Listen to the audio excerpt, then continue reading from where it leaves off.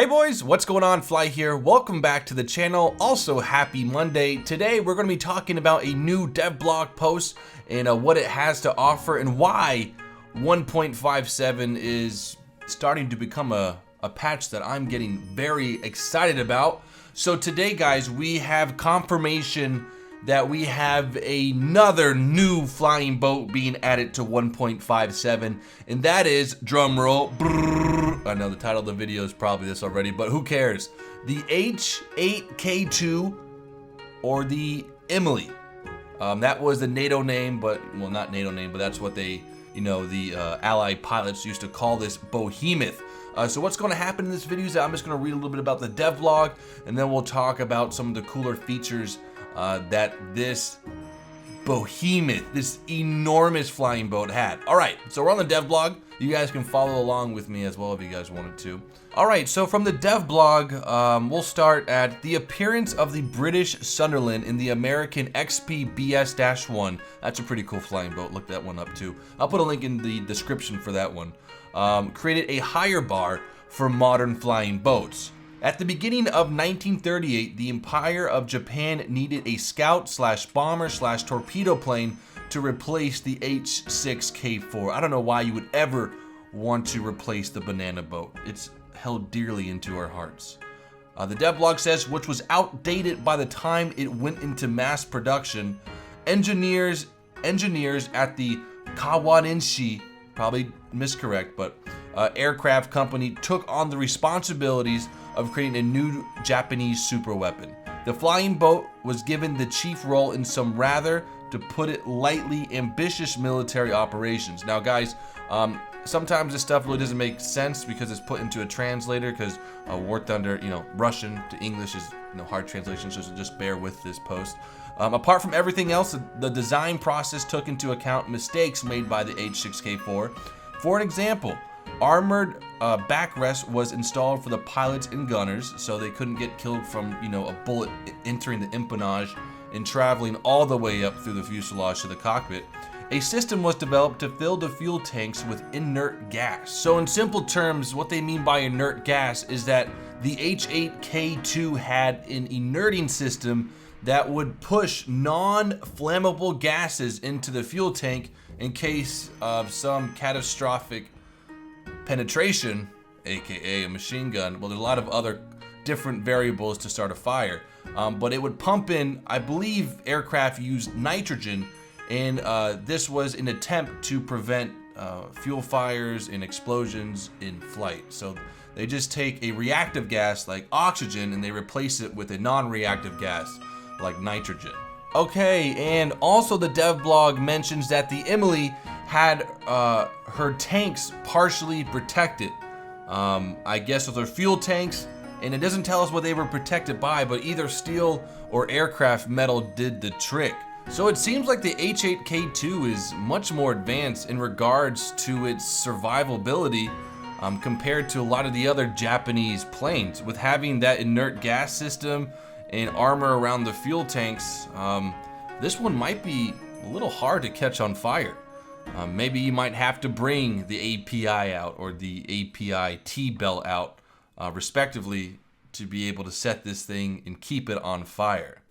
So, moving on. The first thing you'll notice is this plane's size. The H8K2 is a big flying boat. It has a wingspan of 38 meters. The biggest plane, or the biggest wingspan plane in the game, is the B-29 with 43 meters. So what they're trying to say is that when you play the H8K2 is that you really won't see it in your screen unless you have a very wide one.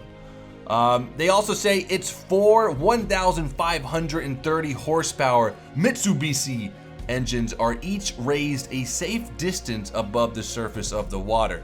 Yeah, intaking salt water into an engine, fuel and water don't mix, so that's probably a pretty good idea.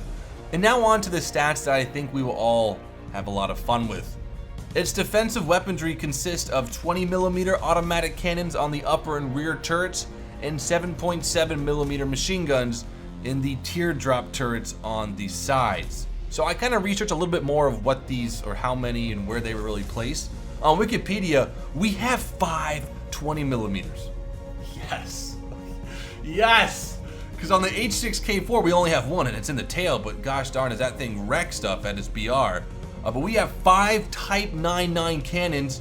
One will be in the bow, one will be in the dorsal, and the tail turret will have, I believe, 1.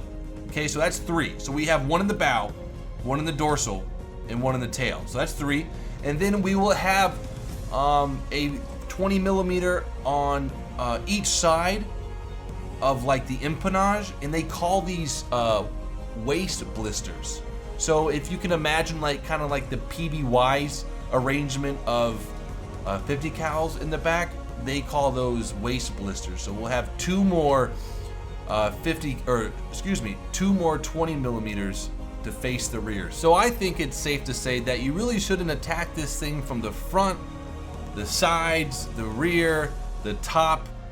I think the safest thing to do is attack it from the bottom or the belly, because with a boat has to land on the water, and you really can't have a ball turret down there. So the whole belly side of the H8K is completely unprotected.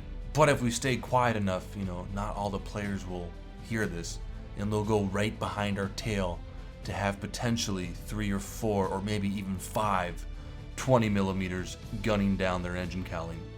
So we have some more guns, but they are 7.7 or 30 cal or .303.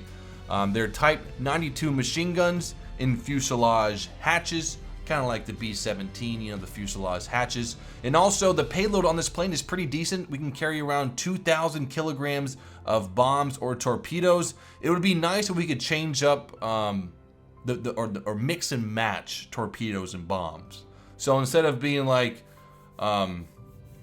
having only torpedoes, but somehow another player takes out all the ships before you can get there, you have maybe a bomb load to go, you know, take out some tanks and not be absolutely useless in the air.